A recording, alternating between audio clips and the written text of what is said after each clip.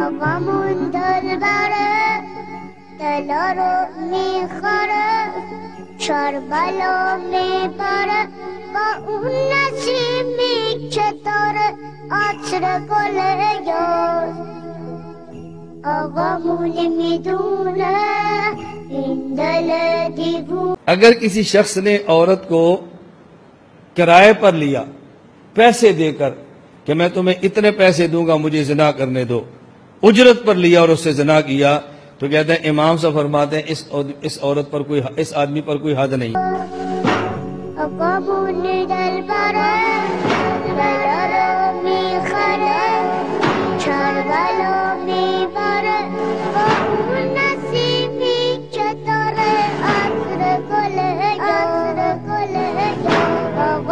कुरान करीम में है फमस्तमतातुम बिही मिनहुन्ना फआतुहुन्ना उजूरहुन्ना, जब तुम किसी औरत से निकाह करो तो औरत का हक माहर दिया करो। निकाह वाला बंदा भी औरत से निकाह करता है और बदले भुजा के तौर पे पैसे देता है।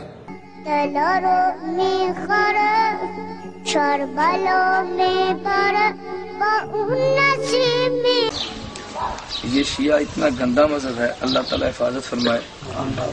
हम सब जिना को हराम कहते हैं। शिया जिना का नाम जिना नहीं रखता बल्कि तोता रखता है।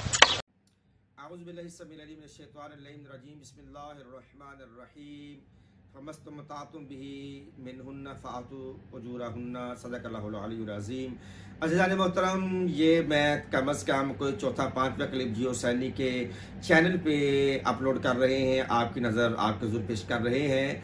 तो ये आज इस आयत को, मुताली आयत को पढ़ने की ज़रूरत क्यों महसूस हुई कि एक नासबीन में से एक नासबी मौलवी जो कि कुरान की तफसीर में राय करने का बहुत बड़ा कारीगर है, कि जो अक्सर जब फारग होता है, यानी कि जिसे कहते हैं वेला होता है, तो वेला होने की सूरत में वो शियों के लिए फिर वो मशीन गन खोल लेता है और मुख्तलिफ़ किस्म के वो फतावे तफसीर बिर राय के ज़रिए से, अपने तहरीर के ज़रिए से, अपने कलाम के ज़रिए से वो मेहरबानी करता रहता है। नवासबीन में से है।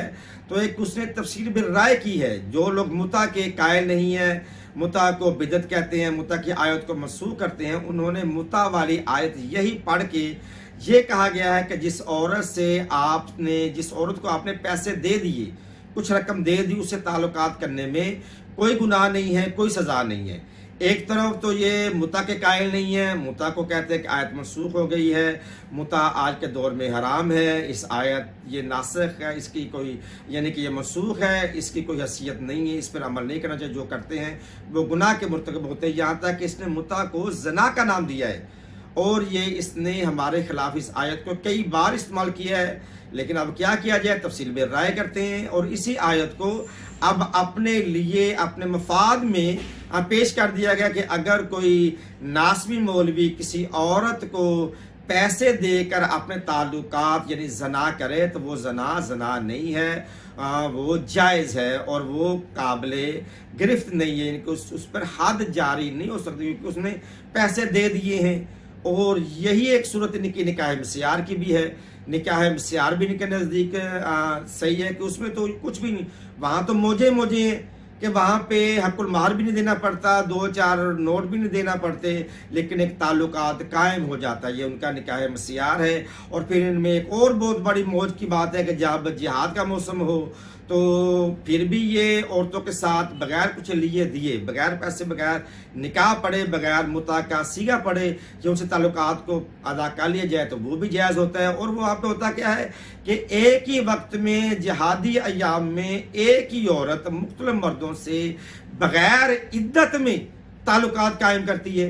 यह इनका जिहाद, निकाह बिल जिहाद है, जो कि जिहाद में निकाह किया जाता है। वो निकाह बाकायदा निकाह के जो सूरत है उस सूरत में नहीं, बस उसको एक दूसरे की तरफ फॉरवर्ड कर दिया जाता है। वो एक साथ ताल्लुकात कायम करती है, फ़ौरन उसी लम्हे के 1-2 मिनट के बाद वो दूसरे तय करती है कि यानी एक ही घंटे में अगर कह लें कि 60 मिनट है, 5-5 मिनट भी वो किसी को दे तो वो 10 लोगों से एक ही घंटे में ताल्लुकात कायम कर सकती है।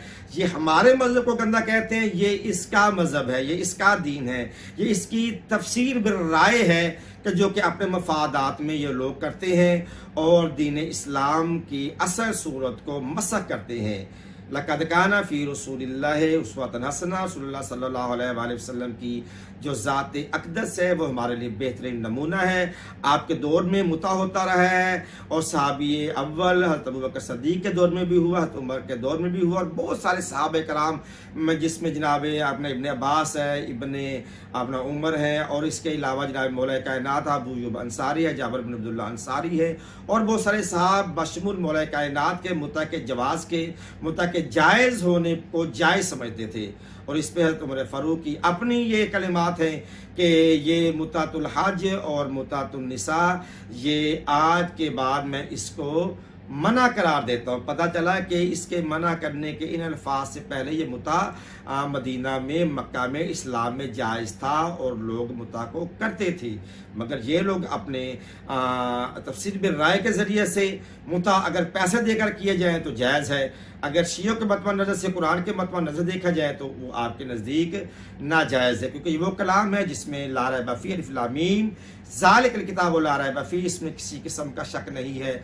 मुता कल भी कुरान की रूह से जायज़ था और मुता आज भी सुबह क़यामत तलक मुता जायज़ रहेगा। किसी के बाप में यह दम नहीं कि कुरान की आयत को मनसूख करे और मोहम्मद के हलाल किए हुए को हराम करार दे। अस्सलामु अलैकुम व रहमतुल्लाहि व बरकातहू। या अली मदद।